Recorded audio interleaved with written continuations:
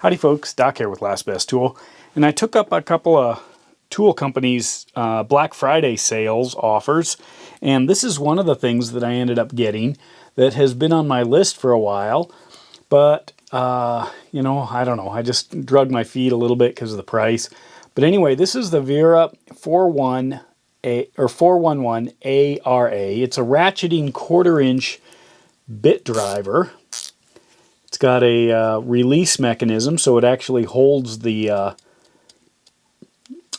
sockets on until you're ready to release them, maybe. Let me show you that.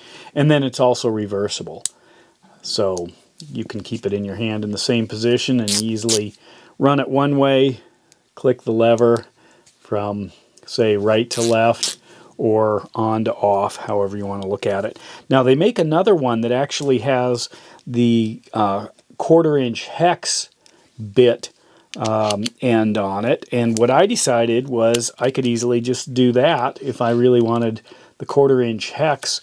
And most of the time, and I've learned that using, you know, other bit drivers, about the only time I use it might be with this Phillips. Like a number 2 Phillips. That's about the only time. Or actually a number 3 posi drive would be another one, and that has to do with the ski industry having standardized with binding mount screws being a number 3 posi drive. But most of the time that's all I do with it, so I thought, well, what I'll do is supplement it with this. And if you look at this close, this is the Hazit.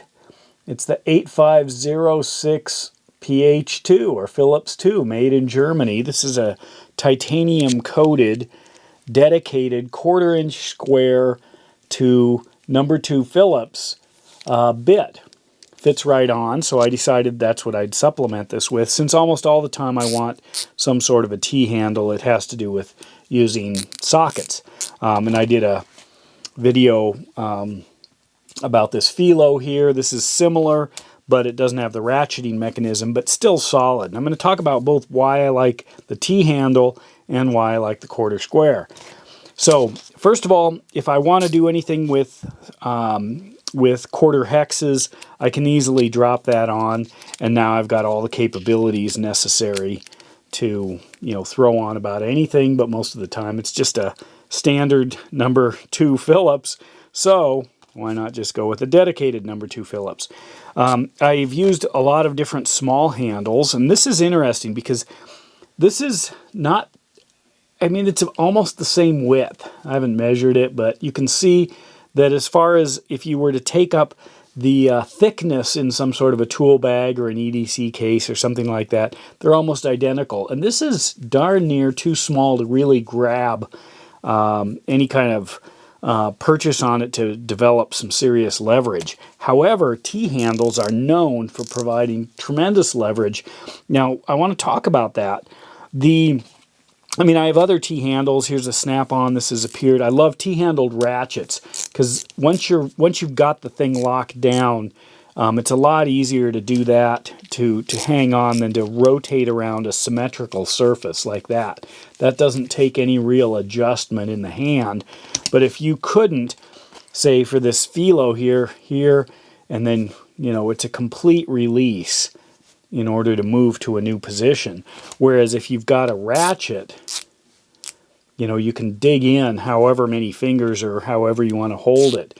Now, you also have this leverage plane here, which normally wouldn't be much. It's almost the same, you know, if I hold that up, it's a little bit more than the thickness of the widest point on this Wera screwdriver.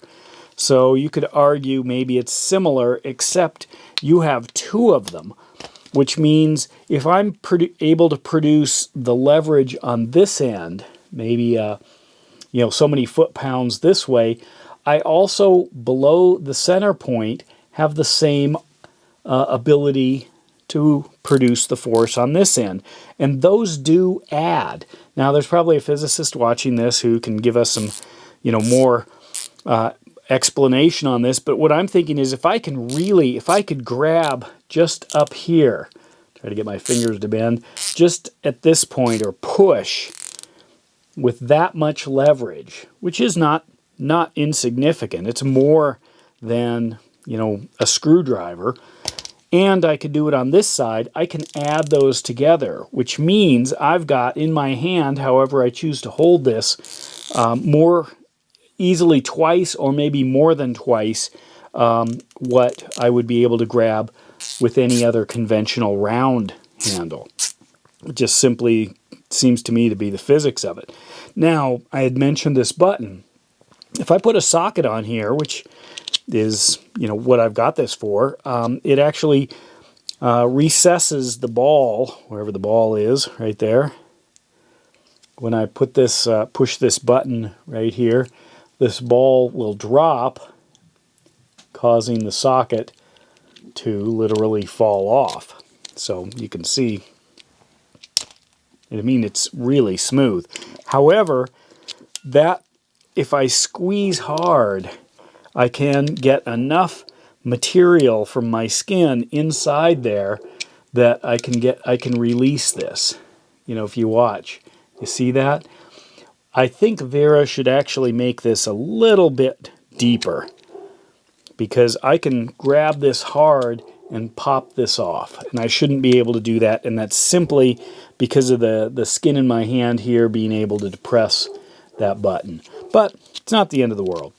This here, I think, is sweet. This works great as far as a reversible ratchet. What's the tooth count on this? Let's see. I'm going to line it up. That sounded like about 20 to you, right? Me too. That would make it 80. Or what I could do is I could move this. Click. Does that look like about 4.5 degrees? I think so. So let's see. 360 divided by 4.5. That's about 80. Yeah, there we go. So we're set. But anyway, I really like this. I'm glad I got it. I like T-handles. They work great. But T-handles with sockets, to me, are more often used than T-handles with screwdriver bits. However, I did get these deliberately for this, because that is the most common use of screwdriver I have. And, you know, these bits here, or these sockets here, I mean, that's just a great idea. Plus, it's super thin, so I'm going to be building out some EDC kind of toolkits. This definitely will fit in there. Anyway, with that, Doc out.